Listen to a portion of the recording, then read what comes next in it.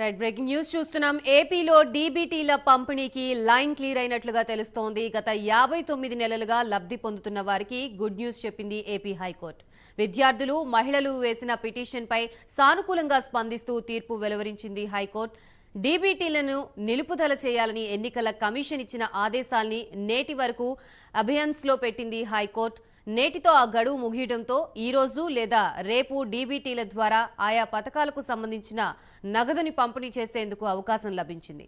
High court ఇచ్చిన తీర్పుతో లక్షల మంది లబ్ధిదారులకి ప్రయోజనం కలగనుంది. ఆసరా, చేయూత, వసతి దీవెన, విద్యా దీవెన, లా నేస్తం, రైతు భరోసా వంటి పథకాల లబ్ధిదారులకి నగదు జమ అయ్యే అవకాశం ఉంది.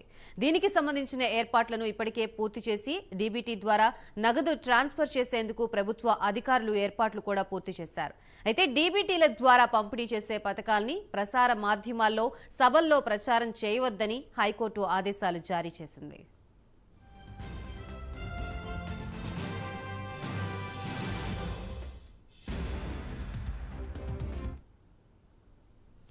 TV bulletin updates